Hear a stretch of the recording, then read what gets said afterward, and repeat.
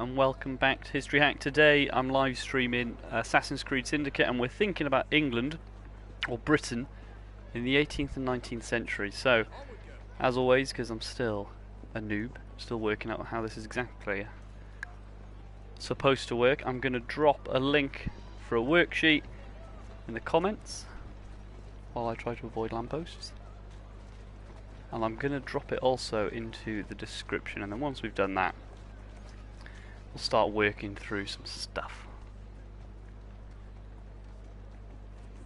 If anybody knows of a way to do this more quickly, I'd really appreciate it, because this can't be the most efficient way of doing things. Hello everyone. Hello. Try and keep an eye on the comments. I'm flicking through. I've got about 17 million tabs open here. Right, so if I get it in the description, and then everyone can access it whenever they want, because I'm sure everyone's using the worksheets. I'm sure this is definitely not a waste of time. Now, for those of you who've already, I know that most of you download them and fill the notes in as you go, but you'll notice, hang on, already into trouble here.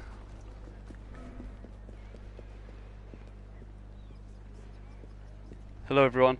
Now I'm just wondering, I've tried something different with the audio here because they're saying naughty words, and we don't want them to say naughty words.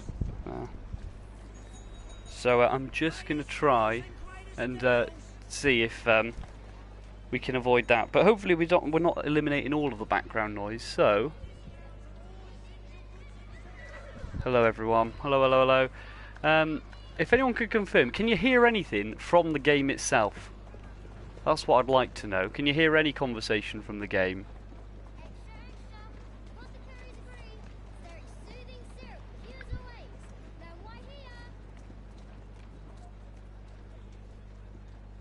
Can you do proper gameplay? Yes, slightly, a bit. Faintly. Okay. Is it good enough? Is it good enough? Really quiet though. Should I try and turn it up? I mean, I don't know. Slightly works, because until I know... I mean, the reason I'm asking really is the game I'm going to play next time in modern day England has a lot of profanity and not good things for people who might be tuning in. So I just want to make sure I'm getting on top of that. It's fine. Oh, perfect. It works. Good. Well, I'm really happy to see this. So, mine is almost completely frozen, so as long as people's hasn't in front of them, then that's fine. I'll just get this back and we'll go through. But it's not GTA. It's not GTA.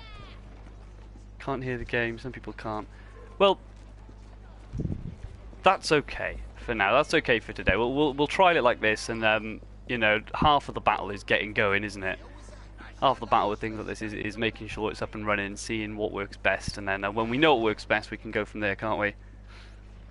Yeah, we've got a lot more people already so far, so this is good. Now, that doesn't mean that you need to let people know. People need to know that we're doing this so that they can learn. Because I was asked a question this week, actually, about how much money I make on YouTube. How much money I'm making. If you stay around till the end of the stream, I'll tell you how much money I'm making. I'll tell you how much exactly to the penny how much I've made from this, because I want transparency, guys, full disclosure on these streams. But right, let's just get organised. So, the link's out right now. Yes, absolutely, that's good. I think the most I've had is that I'm not saying you're wrong, guys, but we'll save the surprise for later. The most I've had on here is 19, I think. Well, that's what YouTube tells me, so we've already got more than that. Your friend has a few hundred subscribers and 20 pence. I want that 20 pence. But, like I said, I'm not getting into the earnings just yet. That'll come right at the end. Now, with the worksheet I've put in the description, there's a table. If you download the table, you will then have access to the notes, or the section where you can take notes. There are 4 key questions that we're going to go through. But I have filled in 2 columns, so the columns that we've been through, I can't even remember, medieval England and early modern England, I have filled in. So if you haven't caught up with the streams, or if you just didn't take notes and maybe you didn't know where to put things, I've put it together for you. So for those who are potentially sitting exams or are revising this topic for an exam, that should be useful. If you're just here because you like Assassin's Creed videos, or you just, for whatever reason, maybe someone sent you a link and you're regretting it already, then it's still good to have you here. So what we'll do, I'm going to run through the 4 key questions we're going to think about today, and this is how I'm generally thinking we'll make this work. I'll talk through two of the questions, and I will then check the comments, and if there's questions or anything that people want to talk about, we can talk about that for a bit, and then I'll go through some more content or information, and I'll look back at the questions. Now I'm just looking. Yeah, I did say that, and actually, it's funny you should say that, because I was just about to say, I've got a sponsor for today's stream, guys, and the sponsor is another YouTube channel. It's another education-based YouTube channel, and it's called Get Good at Maths.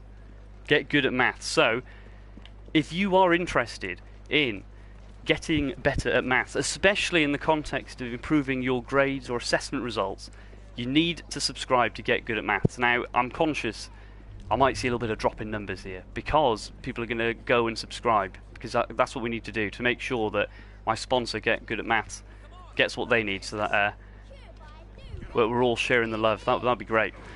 Just checking before I go into some content then. Tyrese's birthday. Happy birthday. He watches all of the videos. Excellent. Definitely happy birthday to you, Tyrese. How old is Tyrese? He hasn't got an age there. Is he paying you? Is my sponsor paying you? He's not paying me financially, but like I said, I'm getting ahead of myself here. I'll get to that, guys. I'll get to... maybe I'll have to disclose what I'm getting in return for the sponsorship here. And then maybe you can decide for yourselves if that qualifies as sponsorship or not.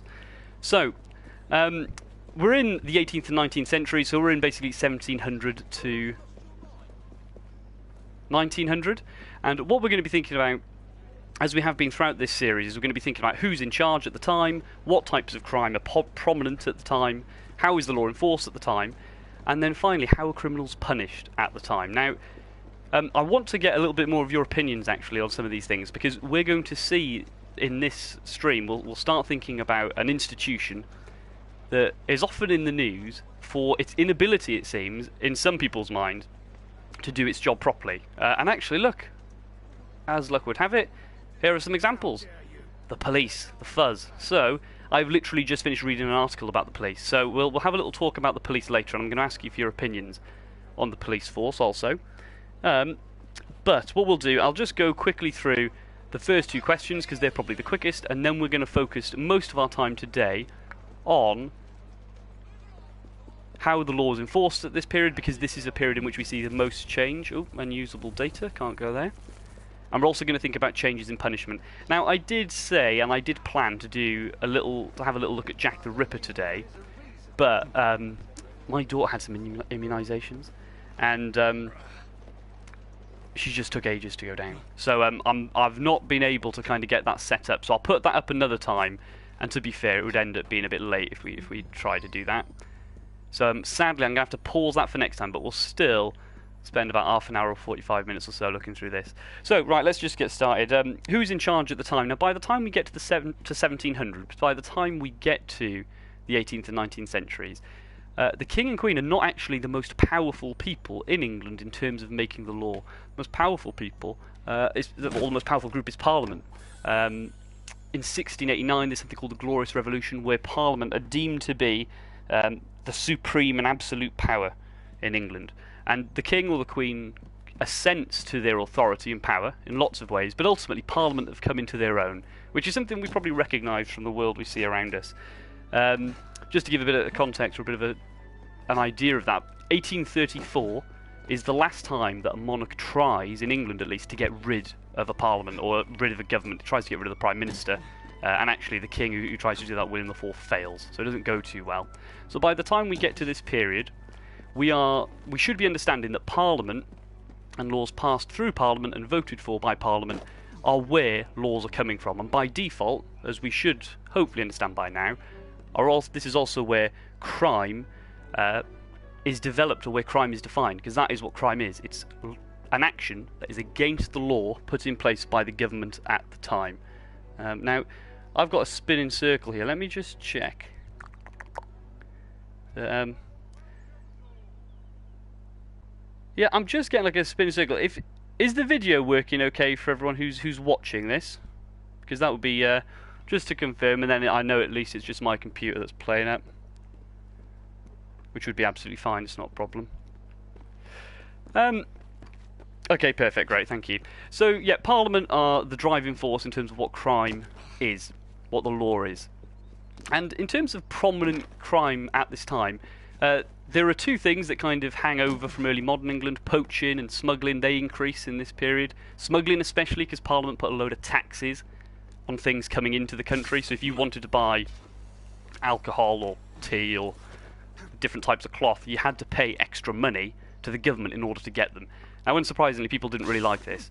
So smuggling operations and smuggling gangs developed where people would sneak things into the country, like on the beach. They would basically sail directly into the beach or, areas where they didn't think they were going to get caught and bring them in, hide them in people's homes, and then sell them for less than they would have to pay if they'd paid the taxes.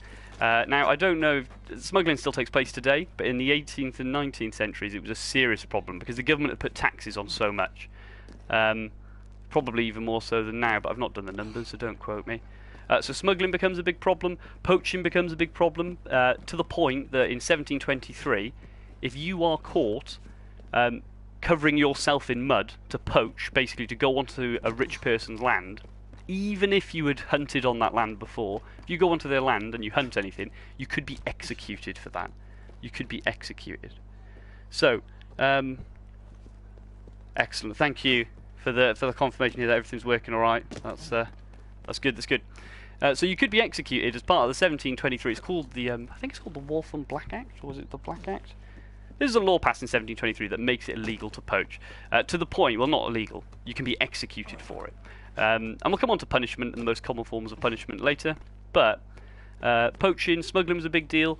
There was also an increase in highway robbery. Now, you can't really see this on this game, but outside of London, we're in London here, so this is super useful placement actually, this game, for what we're talking about. As the economy was growing and as cities and towns were growing in size and people were earning more money, people didn't have, contactless or online banking.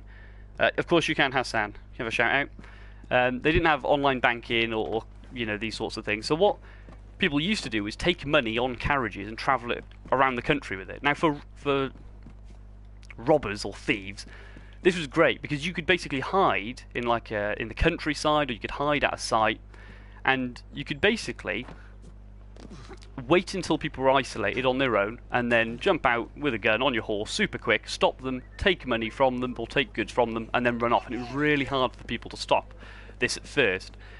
So highway robbery, there's an increase in that just because people are earning more money and travelling around the country more easily with their money. So there's more of that. I mean, it does die off because people start to realise that, well, if criminals have got guns on the road, bring someone with you who's got a gun, and maybe you can kind of fight them off. There's an improvement in terms of roads, and also people start to hire security to go around with them, so that tails off pretty quickly, but there is a big spike in highway robbery at this time. And there's also a really famous incident of some people who are mistreated quite seriously on account of their, I guess you could say, political allegiances, or maybe in terms of their desire to improve their working conditions. So we're going to come on to that in a moment, but I'm just going to check in the comments. Shout out for my brother Daniel James. Hello Daniel James. Absolutely.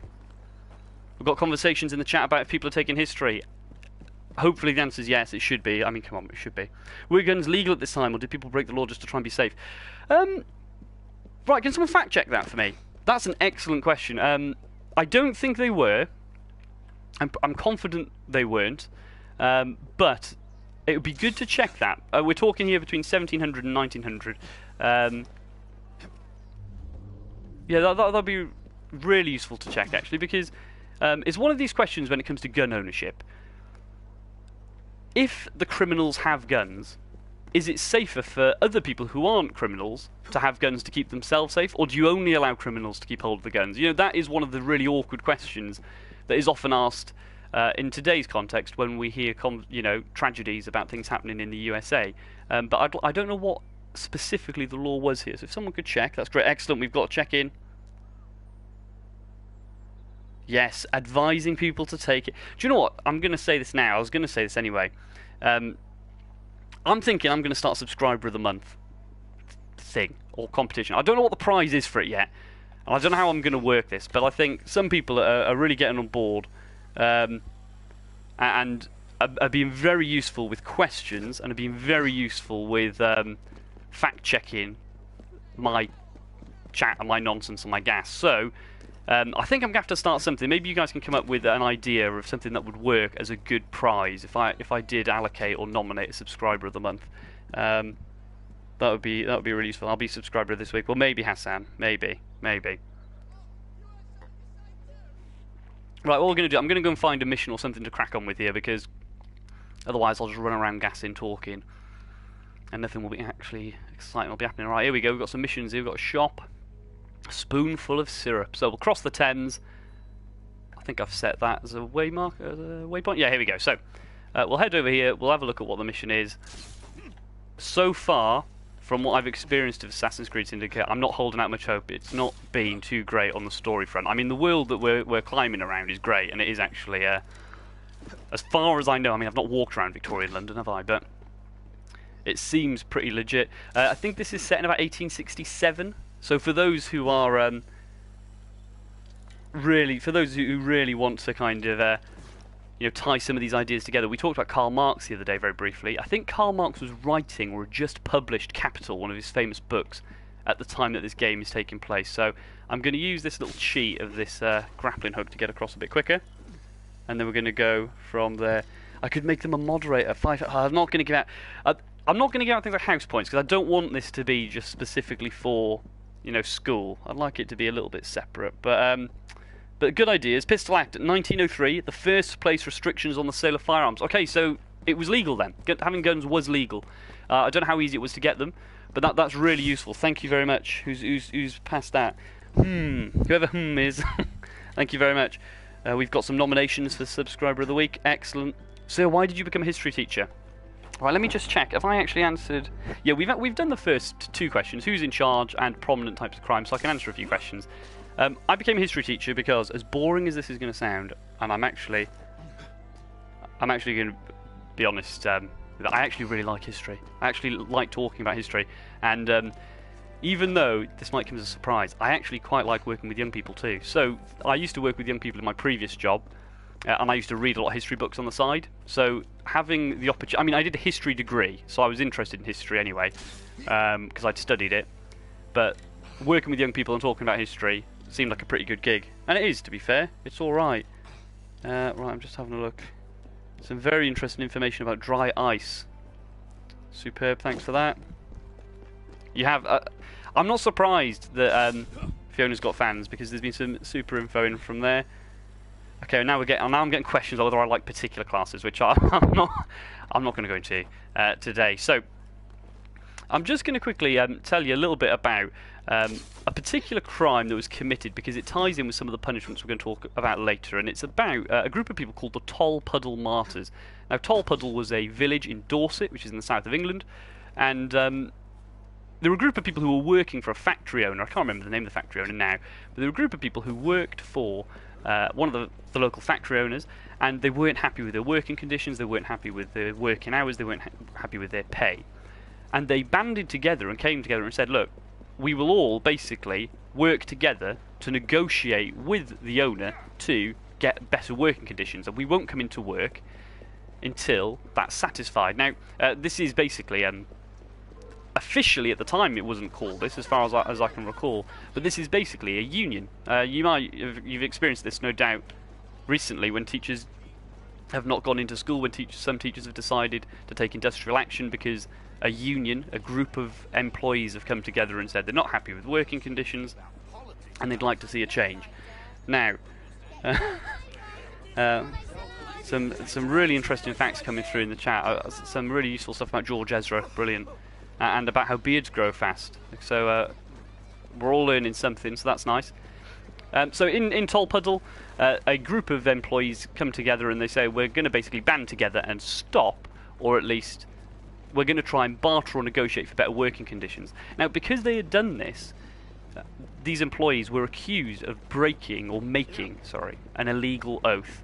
Some ultimately random almost irrelevant law about mutiny in the Navy was used to say that these workers had basically tried to undermine the system in place, and they'd taken illegal oaths against their boss. Oh, this is taking ages. Let me see if I can get a carriage. Sorry, mate. Sorry. In terms of crime and punishment, look, this, you know, this is a little. I'm just trying to demonstrate it. Let's go. See, nothing's happened now. We'll see later if that's. We'll have a little chat about whether something should have happened there, because we just need to get going, don't we? So. Alright, let's see. Let's get around here. Okay. Steady on. Now they make an oath, and then what happens is they are sent to Australia. The men involved, there are 6, are sent to Australia as punishment for their crime of taking a supposed illegal oath. Now this is a big deal because in terms of prominent crimes, this didn't happen too much in the time period, but it was a super famous example of people slowly realising that they maybe wanted more authority than they were being given, and the panic and fear of those in charge, in this case the factory owners, their stress and their worry about people trying to undermine their position in power. And actually this is a really suitable place to talk about that. Look, there's Westminster. There's Big Ben over there, although it's not called Big Ben, it's got a different name. I think the clock is called Big Ben, or I don't even know. So yeah, the tall puddle martyrs, they come up as part of our course, and they are worth knowing about. There have been exam questions on them in the past, actually. So that is ultimately question 2 done. That is question 2 properly done. So I'm just going to have a quick check to see if we've got any questions, and while we do that, I'm going to get this. I'm just going to get this mission started, because there'll probably be some cutscene, which is probably a bit dry, a bit dead, and we'll get through that, and then we'll see what mission I've been tasked with. So, Jake investigates a new drug that is ravaging London to uncover its creator. Yeah, okay, fine. We'll play. Right, questions.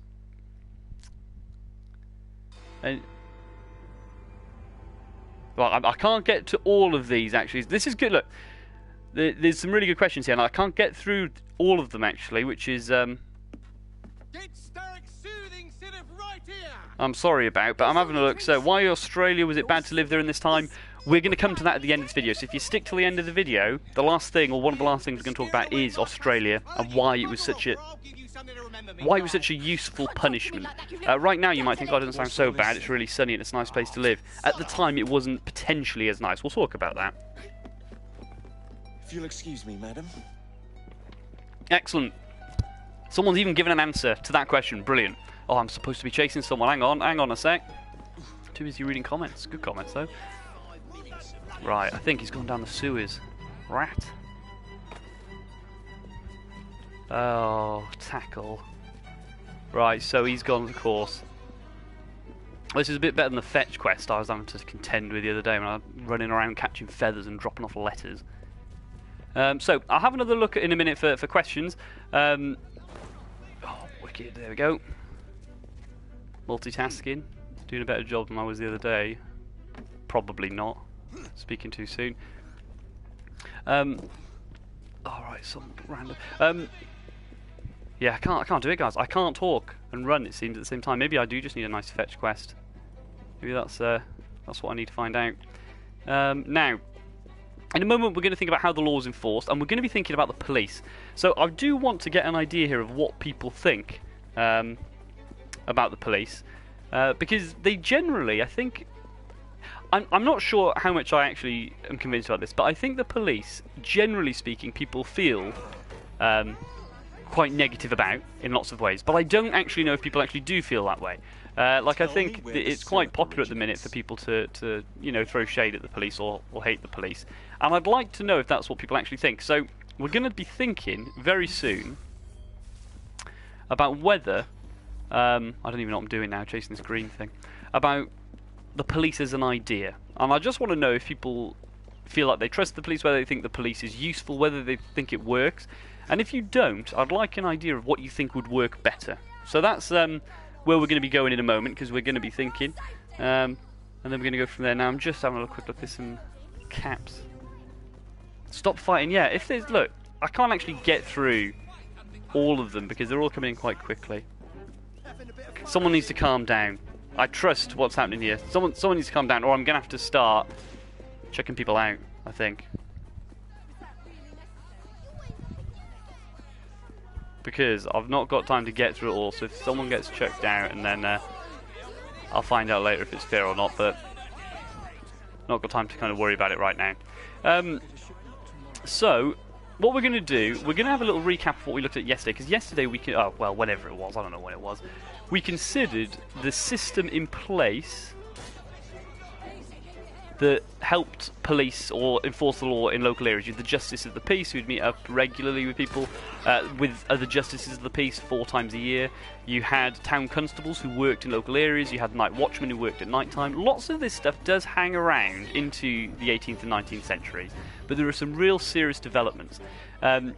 Firstly, I mean, one of the first big ones is that a specific job is given to people to try and stop smuggling gangs. So you've got riding officers or customs officers whose job it is to go to beaches, to go to areas where smuggling is happening, and get hold of people who are smuggling and bring them to justice. It's not effective, because as you can imagine, if you're one person in the middle of the night going to a dark beach and it's tipping it down with rain and there's a gang of about 40 people with guns, you probably won't be going to in too much of a rush.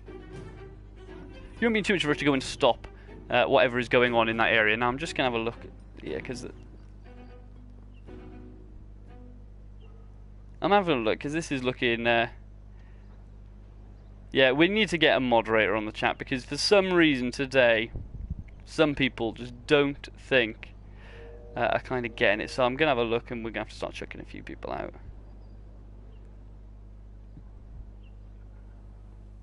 This is, what's the point? Like, what's the point in it? So I can't quite get. I'm trying to locate it. Right, someone's asking, does someone want to go? Stop fighting. What is the point? Like, what a waste of time. Just want to run around Assassin's Creed, like.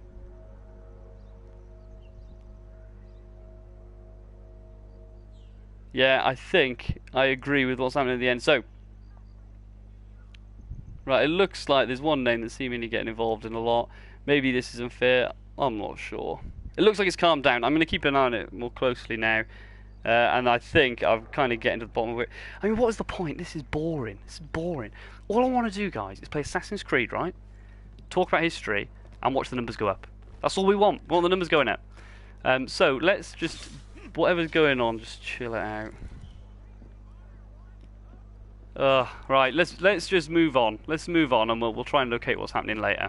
And we've got a rough idea of what we're going to do if we see any more. Okay. So you've got riding officers. They were mainly in place to try. They were mainly in place to try and stop smuggling from taking place. But we want to focus on something else. First of all, we need to focus on a group called the Bow Street Runners, who operated from a place called Bow Street in London. Now, there is a museum actually in Bow Street, and I think it's in one of the older offices of the that the Bow Street Runners actually used. So I'm just right. Conversation about moderators. We're going to get one. I'm going to have to. I'm going to have to invest in someone who's going to be able to just chill out whatever's going on amongst some of us. But it looks like we're slowly making some progress. So let's just focus. Oh, goodness.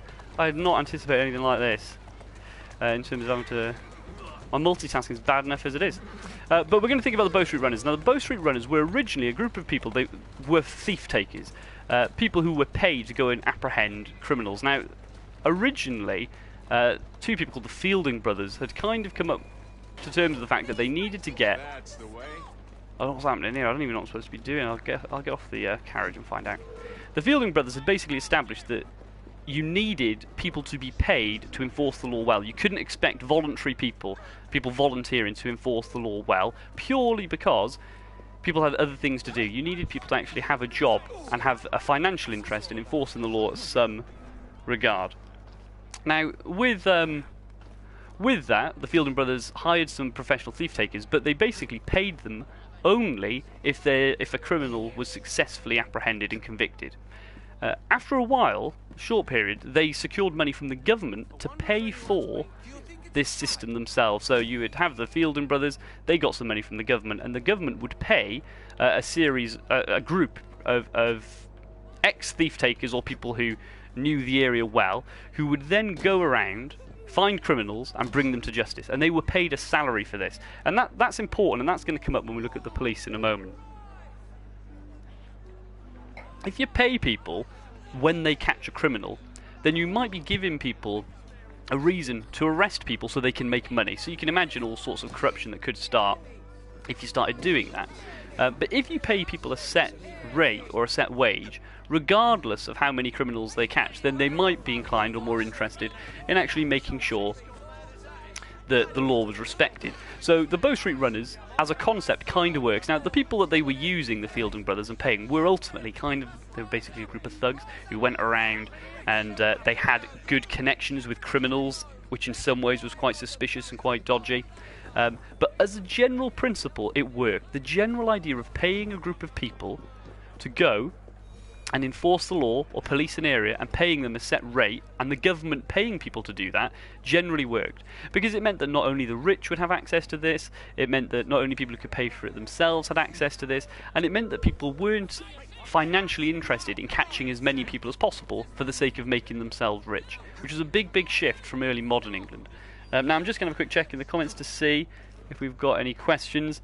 And then we'll go from there. Yeah, there's some spamming going on here. Look, guys, stop it. Like, seriously, it's boring. It's boring, isn't it?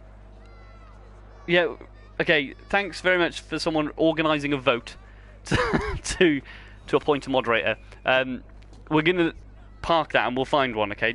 We'll get that sorted. A lot of this is becoming pointless, isn't it? I mean, honestly, what is the point? Yeah, stop spamming. If anyone drops any numbers now, please, Wookie, stop dropping so many numbers. Stop spamming us all. It's annoying. Because I'm looking at twos and numbers instead of anything else. But yeah, we'll get it tightened up, guys. This is obviously something that we'll work on. Now, at the Bow Street Runners, it kind of works in London, in a small area of London, and a guy called Robert Peel comes to the fore as Home Secretary, really important politician, and he takes the idea and he pushes it a step further, and he sets up something that you've probably all heard about before, and it's called the Metropolitan Police. In 1829, the Metropolitan Police is set up, and it is a professional, uniformed police force with people who are going to be paid a salary, who are going to be given equipment like handcuffs and batons and whistles, and they are put in charge of policing a certain area within London. At first, there's a lot of reluctance. The public are not big fans of the police. They think the police represent basically a standing army within British society. So that's not good. Right, I tell you what. I think I know what I can do here. Right, I'm gonna stop the comments shortly, as it happens, because yeah, thank you, Mirage. Listen to the information, ask good questions. That's what people are here for. Absolutely, yes. I agree with Mirage as well. Everyone needs to listen to Mirage. Whoever you are, Mirage, you're bang on. Bang on the money. Otherwise, let's find out. I'm gonna... Oh, here we go. Moderation. I mean, what a great use of time this bit is now. I should have seen it coming, shouldn't I? Naive, sir. Naive. To think it wasn't going to descend into something like this eventually.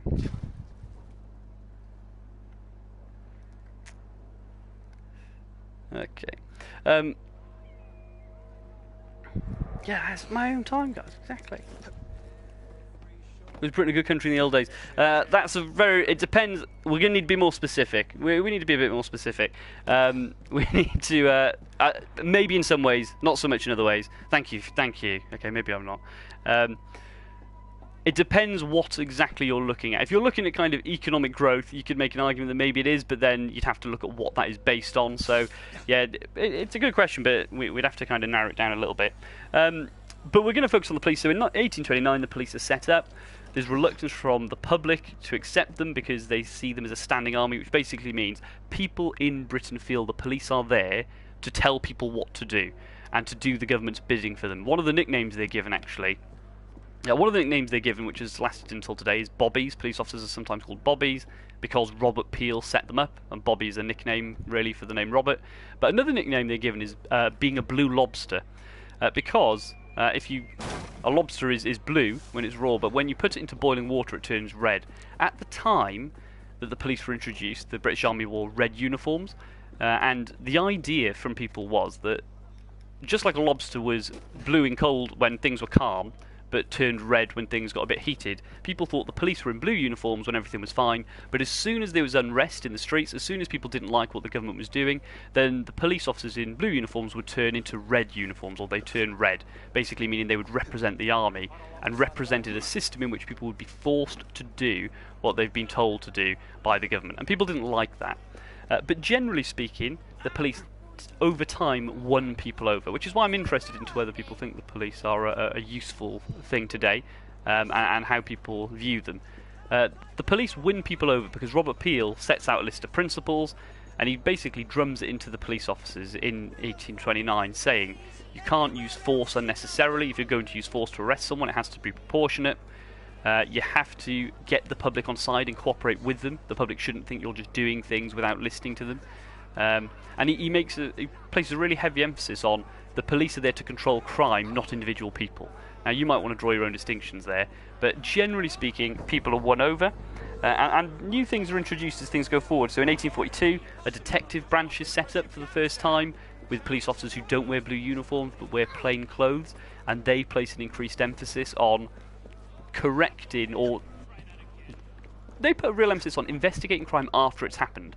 Up to this point, a lot of police work and a lot of law enforcement is scaring people from committing a crime by being present. So if you're there, people won't want to commit the crime because you're there, and that stops the crime. The detective branch were focused on finding out who had committed a crime after it had happened, which really changes policing work in a number of ways. In 1856, the police open up forces across the country. So in 1829, it's in London, in a focused area in London. In 1842, detectives are introduced in a particular branch. In 1856, the system is opened up across the whole country. And in 1878, the Criminal Investigation Department is set up, employing 200 detectives.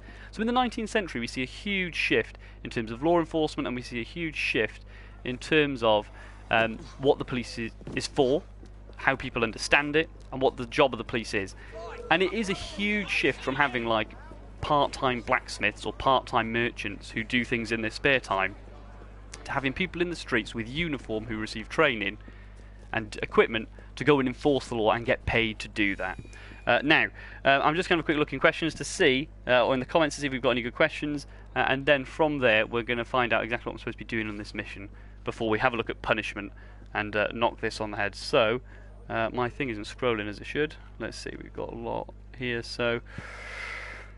Yeah, unless you're a fan of colonialism, I don't think they were that great. Yeah, that's a good point. In terms of the British Empire, a lot of it did rely on colonialism. Again, it's messy. There are some aspects, not saying colonialism itself is defensible actually, but there are some aspects of the British Empire that, despite the problems, did benefit individual nations in different ways. So it is messy. So again, it depends on which question we're actually asking.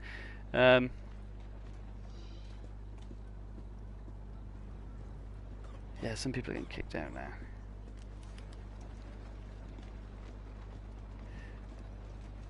Right, hang on. Seems like I've got a bit of time to look. Oh, what's the point? What's the point? What's the point? I miss you. I miss you too. There we go.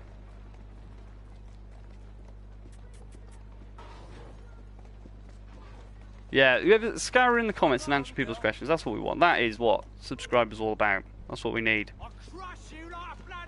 Did the police start in England? Did we copy it? That's a good question. If someone can fact check that for me, I'm going to suggest that having a paid professional police force originated in England. From what I've read so far about what's happening across Europe, it didn't happen in the same way in the States initially.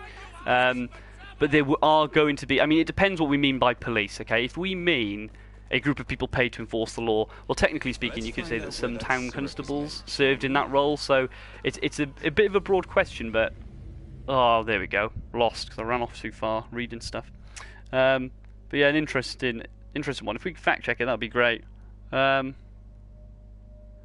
what I'm going to do, I'm just going to... Because it's getting... It's getting a bit boring, isn't it? Looking in comments to see who's saying what or whatever. So, I'll just have a look through the chat later, and people I deem have just been frustrating, I'm just going to block or kick out next time because can't be bothered. And there are people who are in who seemingly get a lot more from it if certain people weren't on here, so don't mind. We're in Paris. Okay, have we got a date for that? That's interesting. I wonder if some of those ideas came across. First uniformed police were in Paris. First thing that came up on Google. Okay, fair enough. So see, that's what fact-checking, very, very useful. Thank you, Fiona, absolutely. So we're going to move on to like the last question now. So that's the 3 of the 4 questions so far. Who is in charge? Mainly Parliament with the assent or consent of the monarch in terms of making the law. What types of crime are prominent? Poaching, smuggling, highway robbery. There were increasing questions about who was in charge in terms of employees and what rights they had, which some people deemed to be crimes and some people obviously didn't. And then how is the law enforced? Well, for the first time we see a paid professional police force introduced in a way that we would recognise today. Okay, the uniform's different, but we do recognise what the police is. Whereas in medieval England, everyone was responsible in terms of collective responsibility for enforcing the law. And then in early modern England, certain individuals, such as town constables and night watchmen, had more of a role in enforcing the law. In 18th and 19th century England or Britain, we now have a fully paid professional. So we now have individuals whose job it is, professionally, that means they get paid for it, to enforce the law. So finally, last question, as it's been on this stream so far, is how are criminals punished? So there's a shift, okay? So over time, from medieval England to early modern England, the shift is less so on retribution, hurting people because they've hurt others. It's less on public humiliation, and it's more on putting people off committing crime through deterrence, and rehabilitation, giving people a chance to change their behaviour and change their life by not committing crime in the future. Right, hang on. Oh my word, I'm honestly so bored of this now.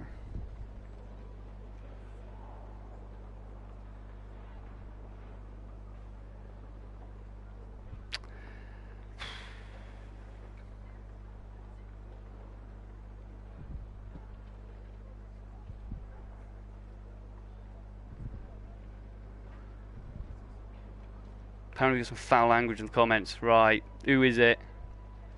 I'm looking. I didn't anticipate I'd need anybody to kind of check this. Like, so silly.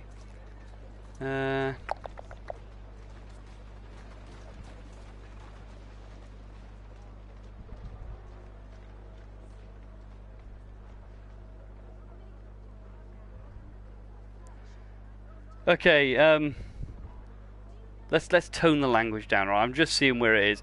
Yeah, we have, but let's tone it down. Let's tone it down. Because in the context, some of what that comment says is fine, but let's just chill. So, in terms of punishment, there's an increased focus on rehabilitation, transportation, which had started in early modern England when criminals were taken to North America. They're now taken to Australia in the 18th and 19th centuries. In 1783. The United States of America is formed, they kick Britain out, so Britain can't send criminals there anymore, they start sending them to Australia. Someone asked earlier, what's the problem with that? No, the fan base is still there, don't you worry, Fiona. We'll get to the bottom of it, and we'll make this more useful next time. But Australia is a punishment because it's so far away from England. Now, the idea was, for transportation, you'd be sent on a ship away from home, thousands of miles away, and you wouldn't be given your ticket back. So you'd be sent to Australia to work building roads or building buildings for the British Empire. For your sentence, probably be 7 years, 14 years, or for life. The toll puzzle martyrs were sent to Australia. But as it happens, there was so much public outcry about what happened to them, they were allowed to come back home. But when you got sent to Australia, you stayed there. You weren't allowed to come back home unless you worked and came home on your own, and that was really expensive. So you were basically taken away from your friends, your family, your life, and put somewhere else. And a lot of the time for what we call petty crimes, like petty theft, not really serious crimes that you might think would warrant such a punishment. But the idea was, instead of executing people, you were giving them a chance to change their behaviour and change their life by sending them somewhere else. So that was a big shift. And there's also, this reflects attitudes. Oh, there's St. Paul's Cathedral over there, look. Well, maybe if we have time, we'll head over there later. In fact, let's I don't even know what I'm supposed to be doing at this green circle. Maybe I'm supposed to go find someone. Oh, oops. Shot someone. Now, there was something called, in early modern England it starts and it develops again in the 18th and 19th centuries, called the Bloody Code, which is basically a long list of crimes that people could be punished for with execution. And the list grows. By 1810 the list is like 222 different crimes, different things like petty theft, things that you might think execution was harsh for. Poaching is another example. Covering yourself in mud to go poaching would lead to you being hung. So all these things were all part of what's called the Bloody Code. Now, we're going to come on to, next time we do a live stream and we think of modern England, we're going to look at the abolition of the death penalty. One of the reasons that people put forward for the death penalty not being worth it is that it doesn't work. Was that in England in the 18th and 19th centuries you could be executed for loads of things, but people still committed the crimes. But people's attitude to execution was changing in the 18th and 19th centuries. People didn't think it worked, but they also thought it was inhumane. So increasingly, judges and juries weren't actually convicting people and passing them over for execution. They were preferring to transport them to Australia so that people wouldn't get executed for something they thought wasn't necessary, or that they thought execution was too harsh a punishment for. And that's a big deal, because there's another change in punishment in punishment within this time period relating to execution, and that is with regard to that's with regard to public execution itself. In 1868 public execution is banned in Britain. There'd been a whole movement led in large part by some pretty well-read people like Charles Dickens and Oscar Wilde, who were arguing that public executions encouraged crime and they were inhumane, because what was happening was people would be executed or hung in public, and there would be families coming to see it happen. And in the crowd, people would be drinking or eating or celebrating, and pickpockets were having a field day by going through and going amongst the crowd. And basically, it was counterproductive. So not only was it inhumane, not only was it cruel in the minds of these people, but it also wasn't working and was encouraging more crime. So in 1868, there is less public execution is banned altogether. Now, in the same year as it happens, transportation was ended too, because people started to think that it was also too harsh, that it wasn't useful, that it was expensive. And following the discovery of gold in Australia, lots of people felt that what was tending to happen was that some people didn't mind being sent to Australia. They were now getting a ticket to a place. If they worked a few years, they could also go and make a few bob for themselves. So there were some big changes in 1868. But the question is, if you're going to ban public execution and you're not going to send people to Australia, what do you do with all the criminals who remain? Now I'm just checking if there's been any questions since that are worth looking at. How much was the guillotine used? It wasn't. Guillotine wasn't used in Britain. The most common form of execution was hanging.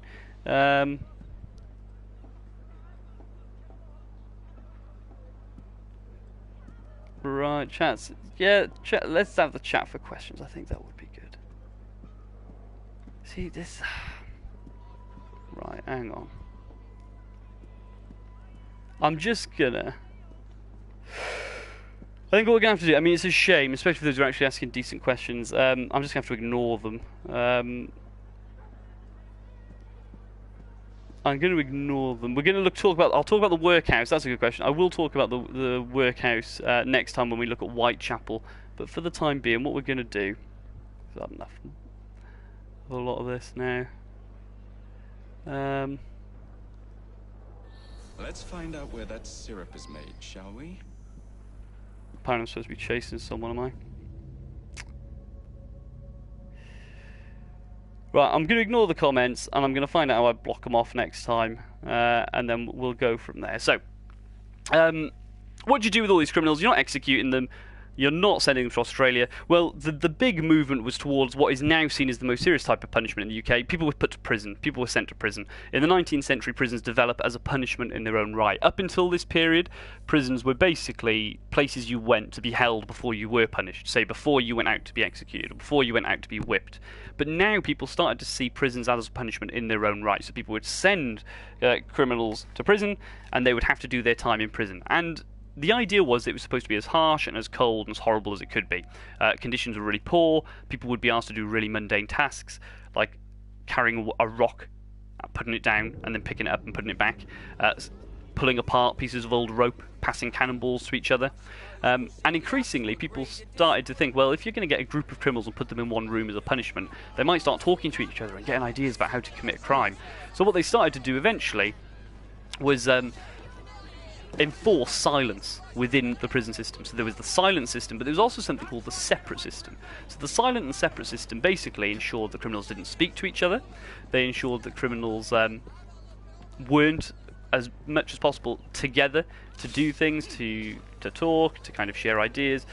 People were on their own. A lot of the time people were left in their cells to turn the crank, which was basically just a metal pole that came out of the wall that would turn and rotate, and you just carried on doing that for hours and hours in the day. Now, some people thought that this was too harsh and too cruel. There were some changes. People like Elizabeth Fry and John Howard pursued some changes within the prison system.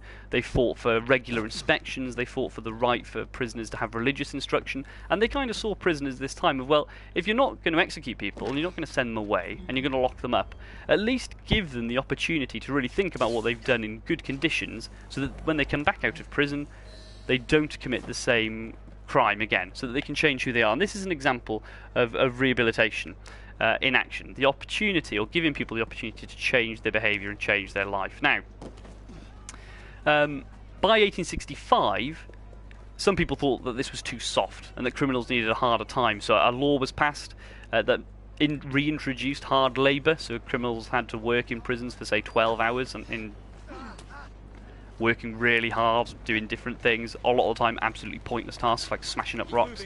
They would be made to sleep on wooden planks. There were all sorts of kind of cold ways that criminals were treated, or different ways that criminals were treated in prison, to try and make prison as gross and as horrible and as much of a deterrent as they possibly could. So that is pretty much it. Now I'm gonna chop this off now because some people have we've got a few problems here. So I'm going to chop this off. The worksheet will be in the description. I'm going to block off a few people from coming back. And then the next time I'll do anything here will probably be Sunday. I'll put something up on the community or on YouTube when we do this next.